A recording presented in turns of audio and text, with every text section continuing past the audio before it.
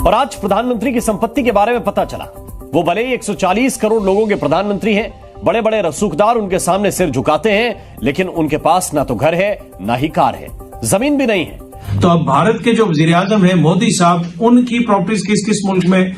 जनाब, उनकी प्रॉपर्टी दुनिया के किसी भी मुल्क में नहीं है, इवन भारत में भी नहीं है। जी हाँ जी, मोदी जो दुनिया की one of the biggest largest economies हैं, उनके वो वजीर आजम है। हम उन पर और भी निकलने वाला है, लेकिन बात बेसिकली ये है कि इन सारे लोगों को नरेंद्र मोदी से सीखना चाहिए, जिन्होंने गुजरात के वजीर आला और वजीर आजम भारत के होकर तोहफे नीलाम करवा के पैसे बच्चियों के स्कूलों पर लगाए। तमाम 2 वक्त की रोटी को तरसें और हुक्मरानों की दुबई में अरबों की खरबों की जायदादें निकल। कैसा मुल्क जो वसाइल से माला माल है, इतना मतलब हमारे पास वसाइल है, माला माल है हम, और फिर भी हमें IMF जैसे $1 अरब के लिए तिगनी का नाच नाचना पड़े, और इसी गरीब मुल्क के हुक्मरानों के लिए बैरूने मुल्क अरबों खरबों डॉलर के असासे सामने आ जाएं। करीबन 17,000 पाकिस्तानी जो हैं उनके पास 23,000 रेजिडेंशियल प्रॉपर्टियां हैं जिनकी वर्थ $11 अरब है।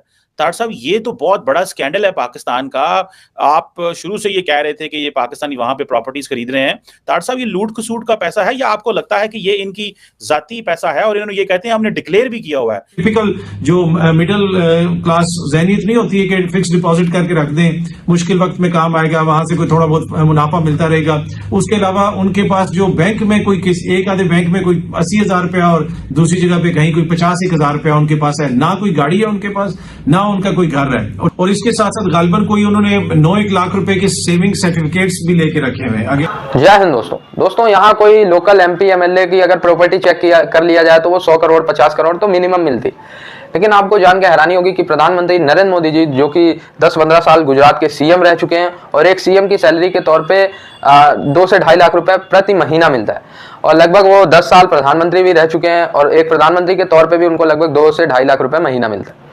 इसके बाद भी उनकी टोटल इनकम, बैंक बैलेंस, गाड़ी, खैर उनके पास तो गाड़ी है नहीं कोई 4 व्हीलर, ना उनके पास जमीन है, ठीक है, टोटल उनकी जो बैंक में FD है, सेविंग अकाउंट है, सब मिला जुला के उनके पास सिर्फ 3 करोड़ की इनकम। 3 करोड़ की इनकम FD करने के बाद। वही भाई, एक आदमी होता है वो सोचता है ना कि मैं जब वृद्ध हो जाऊंगा तो मैं कैसे खाऊंगा, तो भाई उनकी सेविंग है, जो सैलरी पाते हैं वो उनका सेविंग होता है, उसी को FD करा देते हैं। और अगर हम देखें कि वो 20 साल से CM और PM के पद पे, तो उस हिसाब से ये 3 करोड़ की अमाउंट उनके टोटल सैलरी को जोड़ने के बाद इजीली बन जाती है।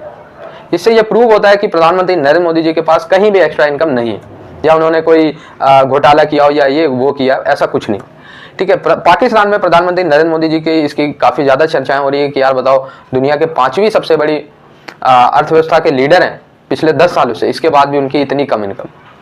दोस्तों, दुनिया के सबसे कम इनकम वाले प्रधानमंत्री में से एक है नरेंद्र मोदी जी।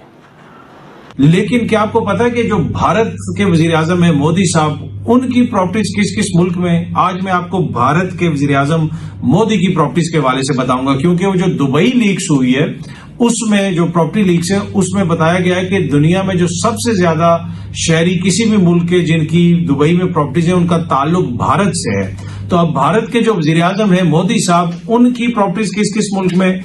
जनाब, उनकी प्रॉपर्टी दुनिया के किसी भी मुल्क में नहीं है, इवन भारत में भी नहीं है। जी हाँ जी, मोदी जो दुनिया की one of the biggest largest economies हैं, उनके वो वजीर आजम है। हम उन पर बहुत तनकीद करते हैं, उनकी जो इंतहा पसंदाना सोच है उसके हवाले से बहुत सारी बातें यहाँ पे की जा सकती हैं। मैं खुद भी तनकीद करता हूँ, दीगर लोग भी करते हैं, मैं उस तरफ नहीं जा रहा। मैं सिर्फ आपको मोदी की वर्थ बता रहा हूँ जो उनकी प्रॉपर्टीज हैं।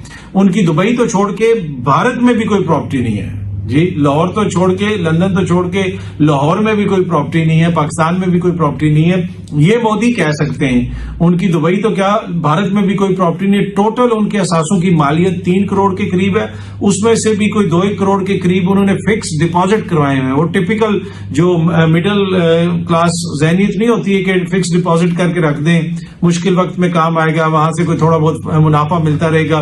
उसके अलावा उनके पास जो बैंक में कोई एक आधे बैंक में कोई 80,000 रुपया और दूसरी जगह पे कहीं कोई 50,000 रुपया उनके पास है, ना कोई गाड़ी है उनके पास, ना उनका कोई घर है। और इसके साथ साथ गालबन कोई उन्होंने 9-1 लाख रुपए के सेविंग सर्टिफिकेट्स भी लेके रखे हुए हैं। अगेन वही के बुरे वक्त में जो है काम आ जाएंगे।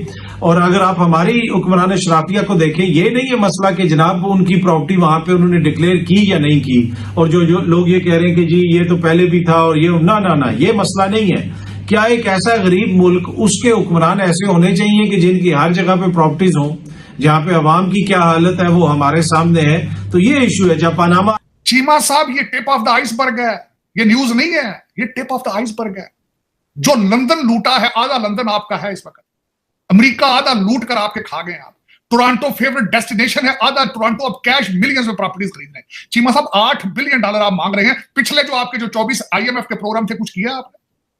सैलाब जदगान की सारी इमदाद है इसके अंदर, इसमें जलजला जदगान का खून है। इस अगर खबर होगी, ये क्या खबर हुई कि लूट के खा गए? पनामा लीक वाले थोड़े थे जो खा गए थे, कुछ हुआ था उसको सिवाय सियासी तौर पे इस्तेमाल करने के लिए। बल्कि जजेस ने खुद रिपोर्टें बना बना के उनको कहता कि इसको हम नहीं छोड़ेंगे, इसको नहीं पकड़ेंगे, ये नहीं करेंगे, इनकी हिस्ट्री है। कहते गंजे हिस्ट्री हो गए हैं सारे। चीमा साहब ये मजाक है, ये मजाक है। खुदारा तरस करो, अपने आप से तरस करो, तुझे खुदारा। चीमा साहब ये कुछ भी नहीं है, बल्कि आप 11 बिलियन कह रहे हैं, मैं यहां खबरें पढ़ रहा हूं 12 बिलियन है इसकी। और ये तो सिर्फ अभी जो कुछ लोग जो बेनामी से प्रॉपर्टियां हैं वो, जो कमर्शियल प्रॉपर्टियां हैं वो, जो दूसरों के नामों पे, जो दूसरी कारपोरेशनों पर रजिस्टर करा के लिए वो, ये तो कुछ 30-35 बिलियन डॉलर का फ्रॉड है। और चीमा साहब आपने 76 साल अपनी मां के कपड़े पाड़े हैं, एक दिन का नहीं हुआ ये काम।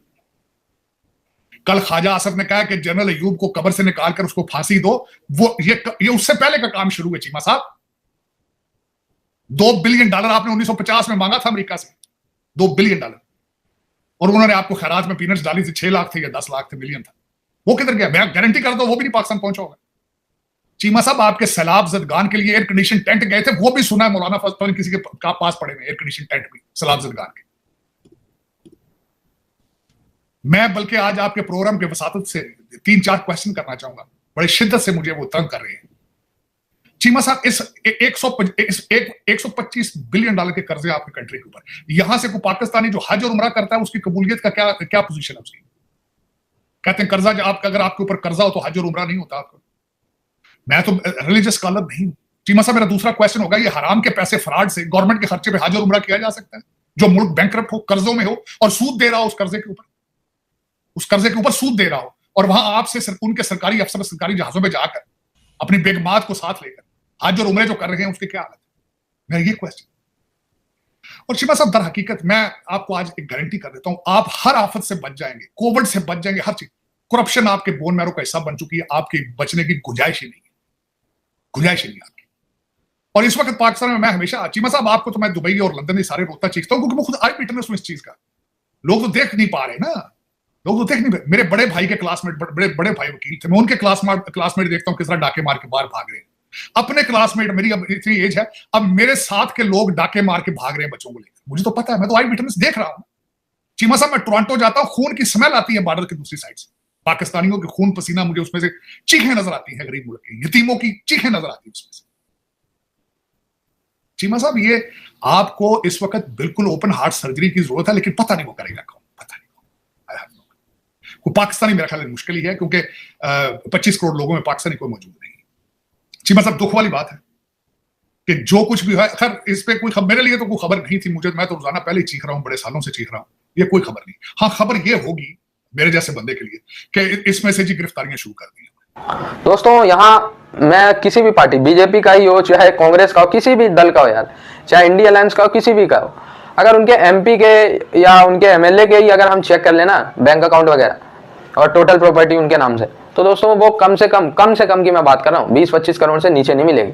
अभी राहुल गांधी जी की कई सौ करोड़ में है, ठीक है, तो हर कई सौ करोड़ ये बिना PM बिना CM बने इनके इनकम है। मैं खैर किसी पे आरोप नहीं लगा रहा हूँ, पाकिस्तानियों का भी यही हाल है कि पाकिस्तान के प्रधानमंत्री शहबाज शरीफ, नवाज शरीफ, इनका आप यकीन नहीं करेंगे 500-500 करोड़ की प्रॉपर्टी UAE में, सऊदी अरेबिया में, अमेरिका में है, ठीक है। तो आप लोगों को इसी से समझना चाहिए और आप लोगों को अनुमान लगाना चाहिए कि अगर प्रधानमंत्री नरेंद्र मोदी जी को कमाना ही होता तो वो अब तक कितना कमा चुके होते, कितना बना चुके होते।